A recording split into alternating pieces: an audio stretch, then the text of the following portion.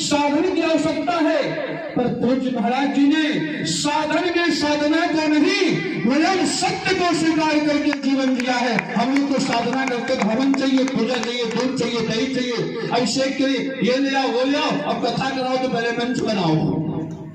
महाराज जी को तो एक चौकी में बिठा दो, और चौकी भी ना हो तो जमीन में तुम डाल दो, महाराज जी बैठ जाएंगे। क्यों?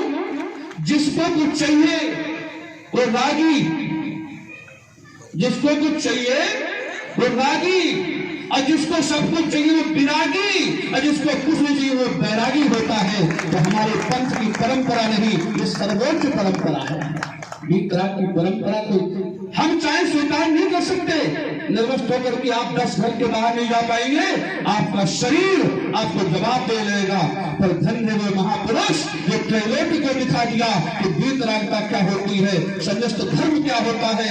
ऐसे महापुरुषों के पद चिन्हों पर केवल व्यक्ति को नहीं चलना, समाज को नहीं चलना है, संपूर्ण मानवता जब तक सृष्टि रहेगी तब तक आचार्य पुराण के चरणों का बंधन करेगी। यहाँ किसी वर्ग और विशेषता की बात नहीं है।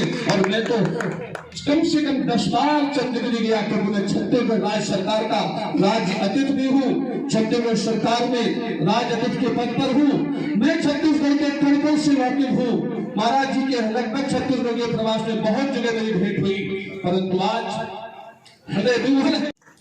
उससे जैन समाज की नहीं है, वो जैन समाज के संत नहीं है, ये जैन समाज की आस्था है। तुम्हें संत मानते हैं वो तो संपूर्ण विश्व के भगवंत हैं, क्योंकि हमारे यहाँ भगवान आदि शंकराचार्य किसी वर्ण के संत नहीं थे, आचार्य पुराण किसी वर्ण के संत नहीं। कि आपकी आस्था है कि आप उनके नियमों पर चल करके अपना मानते हैं, हम उन्हें कहते हैं कि वो हमारे हैं, ये समर्थ नहीं है। चंद्रमा किसी का नहीं हो सकता है, तो चंद्रमा की किरणें पूरे संसार में पड़ती हैं, इसलिए वो तो भगवान का स्वरूप है।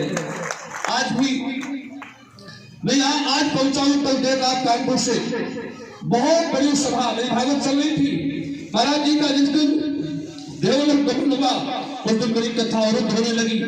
मैंने बहुत बड़ी श्रद्धांजलि समारोह रखी कानपुर में।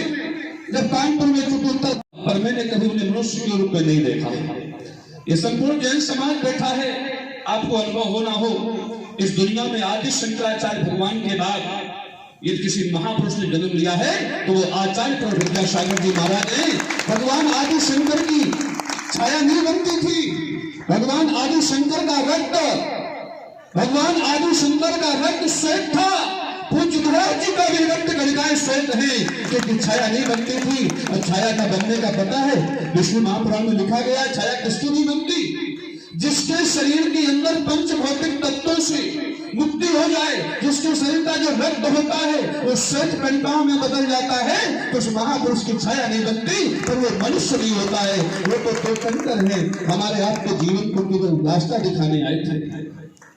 उससे जैन समाज की नहीं है, वो जैन समाज के संत नहीं है, ये जैन समाज की आस्था है। तुम्हें संत मानते हैं वो तो संपूर्ण विश्व के भगवंत हैं, क्योंकि हमारे यहाँ भगवान आदि शंकराचार्य किसी वर्ण के संत नहीं थे, आचार्य पुराण किसी वर्ण के संत नहीं। कि आपकी आस्था है कि आप उनके नियमों पर चल करके अपना मानते हैं, हम उन्हें कहते हैं कि वो हमारे हैं, ये समर्थ नहीं है। चंद्रमा किसी का नहीं हो सकता है, तो चंद्रमा की किरणें पूरे संसार में पड़ती हैं, इसलिए वो तो भगवान का स्वरूप है।